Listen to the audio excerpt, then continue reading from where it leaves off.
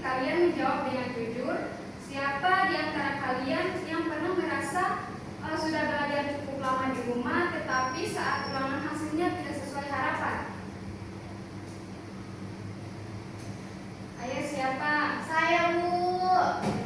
Nah, itu pengalaman seperti itu ternyata dialami oleh banyak siswa, bukan karena kalian malas, tetapi seringkali karena cara belajar kita belum tepat. Nah, oleh karena itu kita hari ini akan membahas topik yang sangat penting dan sangat dekat dengan kehidupan kalian, yaitu strategi belajar efektif. Selanjutnya, tujuan kegiatan kita hari ini bukan sekedar supaya kalian lebih rajin belajar. Ibu ingin kalian memahami bahwa belajar itu membutuhkan strategi, membutuhkan cara, membutuhkan pengaturan yang tepat. Dengan strategi belajar yang benar, kalian bisa lebih mudah memahami materi, tidak cepat lupa, tidak perlu belajar terburu-buru saat menjelang ujian, serta mampu mengatur waktu belajar dengan baik.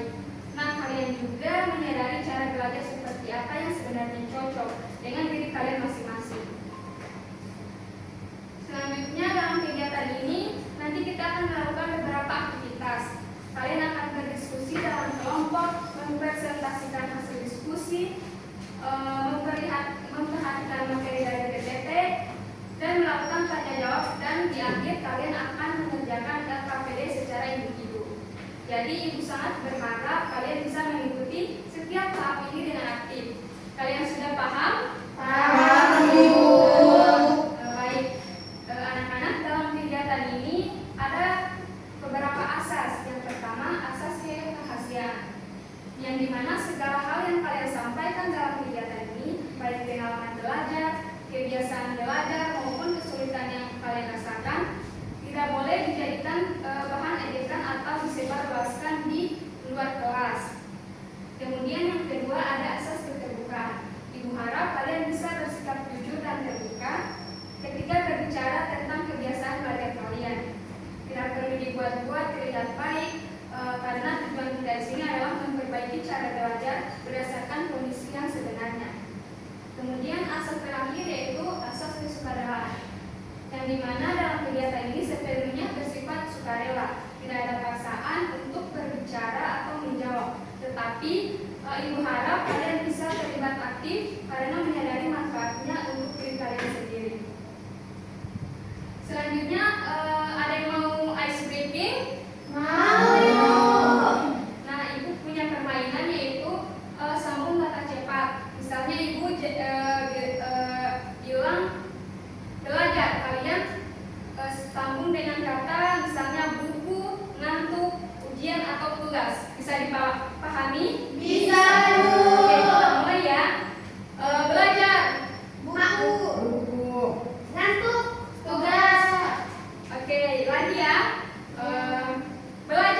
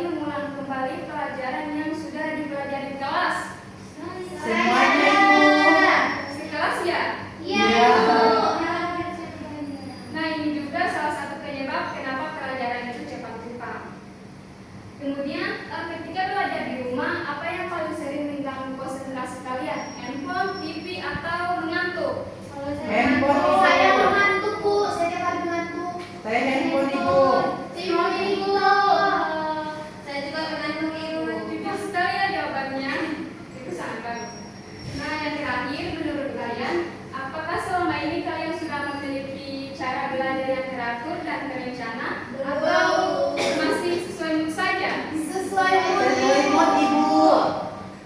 Oh, berarti belajar kalian itu perlu memiliki strategi yang jelas. Ya.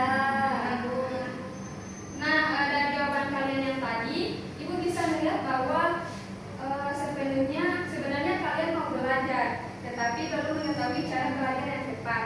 Oleh karena itu, sekarang Ibu akan menampilkan materi tentang strategi belajar efektif supaya kalian bisa memahami bagaimana cara belajar yang benar dan bisa memperbaiki kebiasaan yang selama ini kurang tepat.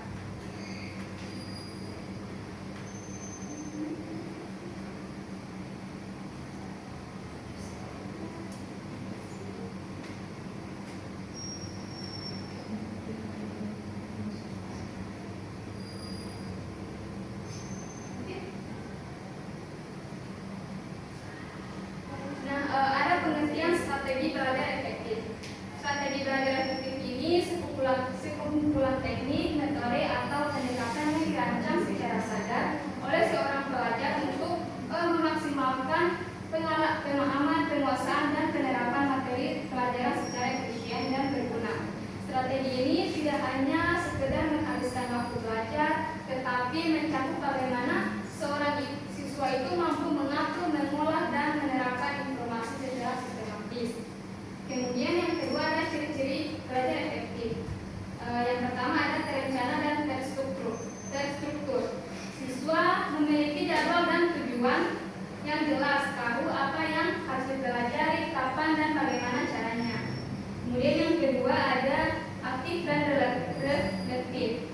Nah, yang dimana belajar efektif melibatkan siswa secara aktif, bukan hanya sekedar membaca buku atau mendengarkan guru saja. Yang ketiga ada mengelola waktu dengan baik. Belajar tidak dilakukan hanya satu kali menjelang ujian, tetapi terdistribusi dalam jadwal harian. Kemudian yang keempat ada ciri-ciri menggunakan strategi yang beragam, di mana siswa dapat memilih berbagai teknik belajar seperti mencatat, membaca ulang, diskusi kelompok, merangkum, sampai latihan soal sesuai dengan kebutuhan materi. Dan yang terakhir ciri-cirinya yaitu tujuan belajar yang tercapai, yang dimana belajar efektif menunjukkan hasil nyata berupa peningkatan pemahaman, nilai ujian yang baik, dan kemampuan mengingat jangka yang panjang. Kemudian terakhir ada contoh strategi belajar efektif. Contoh ini adalah sebagai upaya pembelajaran yang menekankan keterlibatan aktif siswa melalui pendekatan diferensiasi, komunikasi interaktif, pemanfaatan teknologi, serta penguatan motivasi dan apresiasi terhadap prestasi. Strategi belajar yang efektif tidak bersifat satu arah atau seragam, melainkan disesuaikan dengan kebutuhan, kemampuan, dan karakteristik siswa sehingga mampu meningkatkan partisipasi dan tanggung jawab belajar. Baik anak-anak, setelah kalian mengetahui gambaran tentang strategi belajar efektif, sekarang kalian sudah paham? Nah, sekarang Ibu ingin kalian mendiskusikan kebiasaan belajar yang selama ini kalian lakukan dan menghubungkannya dengan materi yang baru saja kita bahas. Oke? Oke, Ibu. Nah, baik. Ibu akan membagi kalian menjadi dua kelompok, yang sebelah kiri kelompok 1 dan sebelah kanan menjadi kelompok 2.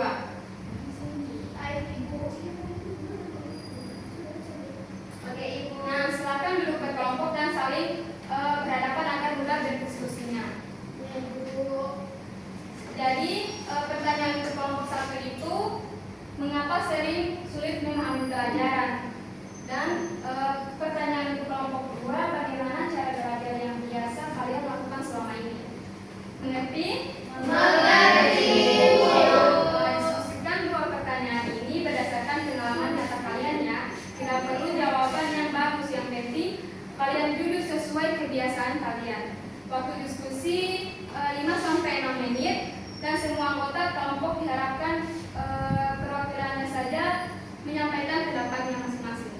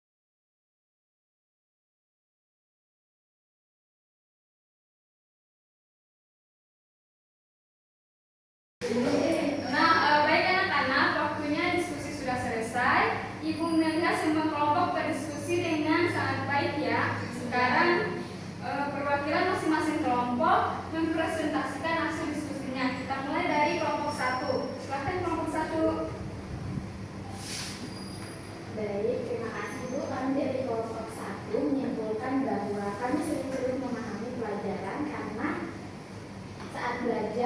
karena kami belajar hanya saat mau ulangan atau ujian saja. Nah, selain itu kami juga sering belajar sambil membuka handphone sehingga tidak fokus. Baik, berikan aplaus dulu untuk kelompok 1.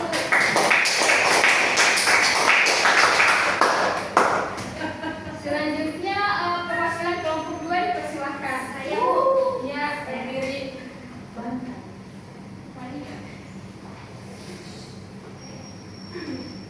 Baik Bu, kami biasanya belajar kalau ada tugas saja Bu. Kami jarang mengulang pelajaran sekolah.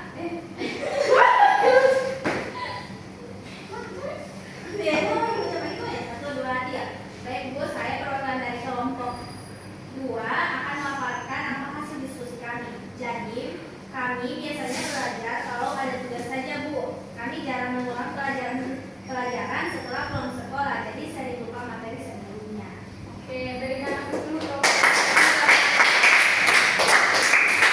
Baik, jadi penyebabnya kelompok 1 itu adalah belajar mendadak dan kurang fokus karena ada gangguan. Jawabannya sangat jujur dan sesuai dengan kenyataan yang sering terjadi. Dan untuk kelompok 2 itu artinya kebiasaan mengulang pelajaran belum dilakukan secara rutin. Nah, ini juga penyebab utama sulit memahami pelajaran. Baik, sekarang Ibu buka sesi tanya jawab. Yang ingin bertanya dipersilakan.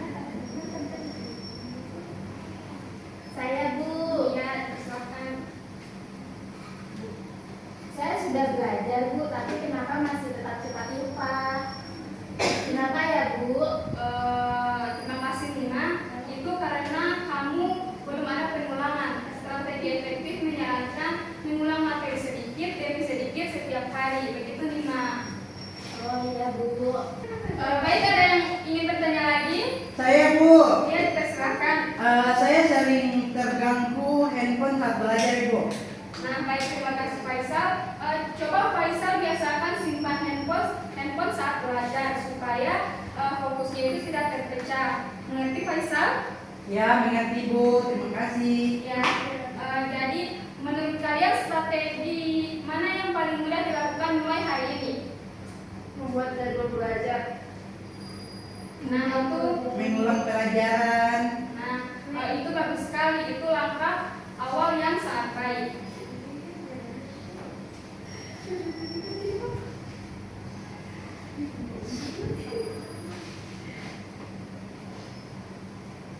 Nah, anak, dari diskusi kelompok, presentasi, kemudian materi yang sudah kita lihat dan pertanyaan-pertanyaan yang kalian sampaikan tadi, kita bisa menarik satu kesimpulan penting bahwa selama ini sebagian dari kita sebenarnya sudah berusaha belajar, tetapi cara belajarnya yang belum tepat sehingga hasilnya belum maksimal. Kita tadi mengetahui bahwa banyak di antara kalian yang belajar hanya saat akan ulangan, belajar sambil menggunakan handphone, jarang mengulang materi setelah pulang sekolah, dan belum memiliki jadwal belajar yang teratur. Itu kebiasaan-kebiasaan yang membuat kita sering merasa sudah belajar lama, tetapi sulit memahami pelajaran dan cepat lupa. Jadi inti dari kegiatan hari ini adalah kalian diharapkan mulai menyadari kebiasaan belajar kalian selama ini. Kemudian perlahan memperbaikinya dan dengan menerapkan strategi belajar efektif yang sudah kita bahas bersama. Perubahan kecil seperti membuat jadwal belajar, mengulang materi setelah pulang sekolah, dan menghindari gangguan saat belajar bisa memberi dampak yang sangat besar terhadap hasil belajar kalian. Ibu harap setelah kegiatan ini kalian tidak lagi belajar dengan cara yang kurang efektif, tetapi mulai mencoba cara yang lebih teratur, lebih fokus dan lebih sesuai dengan kebutuhan kalian. Bisa dipahami? Bisa. Nah, sekarang Ibu akan membagikan LKPD. Nah, LKPD ini akan membantu kalian merefleksikan kebiasaan belajar kalian.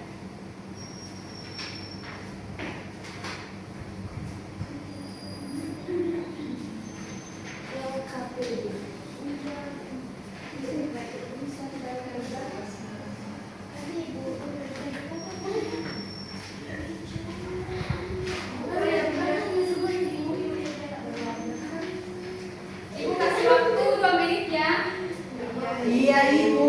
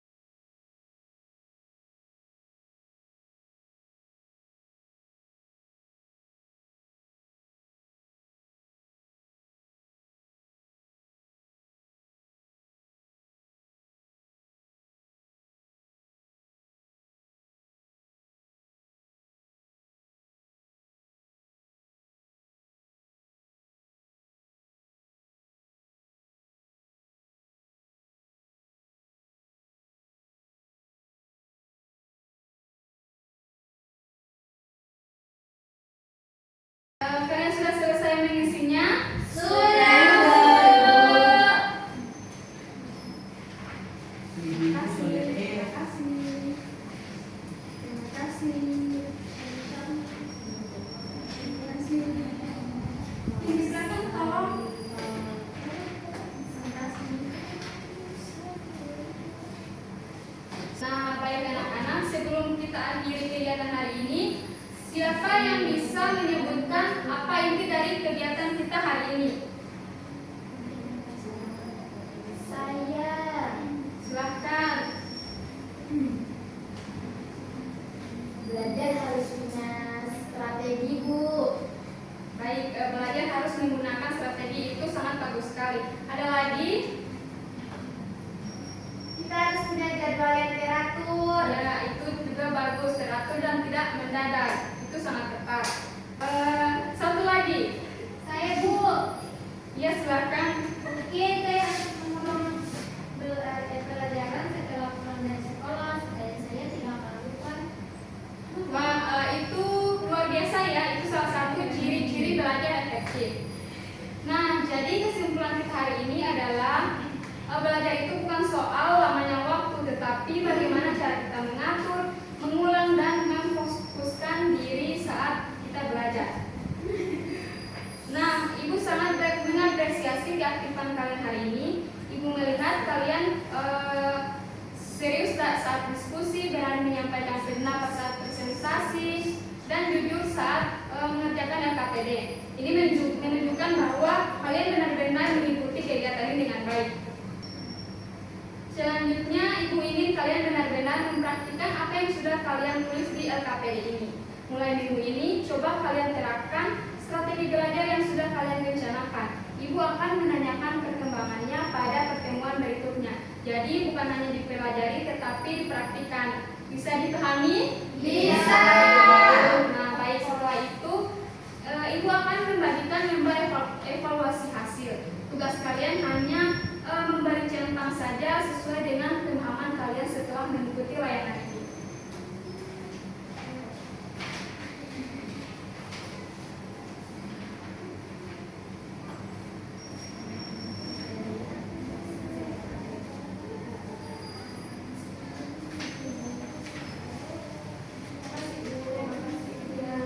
Silakan dikerjakan ya.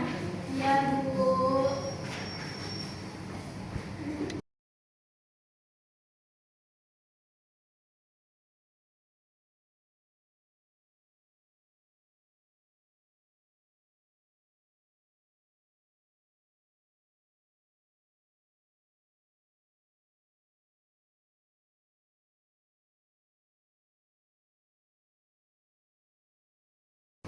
Kalian sudah mengisinya?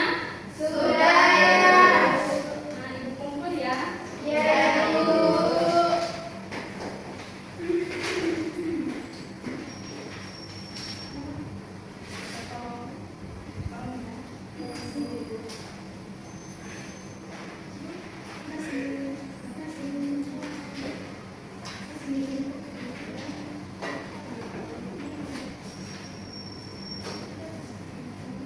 Baik, sebelum kita akhiri, Ibu ingin mendengar dua orang siswa menyampaikan pesan dan kesan dari kalian setelah mengikuti kegiatan ini. Siapa yang ingin menyampaikan? Saya, Ibu. Ya, persilakan. Kesan saya setelah mengikuti kegiatan ini, saya jadi memahami bahwa belajar itu bukan tentang nama doang, tetapi bagaimana cara kita belajar.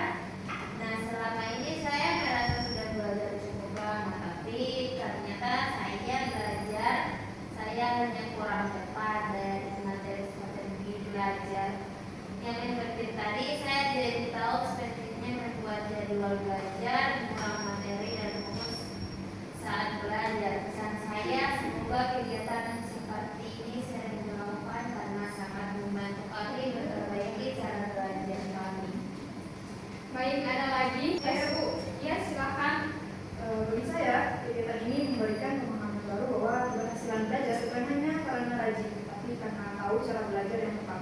Saya jadi termotivasi untuk mulai mengatur waktu belajar sendiri di rumah tanpa harus diingatkan. Pesan saya, semoga strategi belajar efektif ini membantu kami menjadi lebih disiplin dan lebih bertanggung jawab terhadap proses belajar kami sendiri. Baik, terima kasih.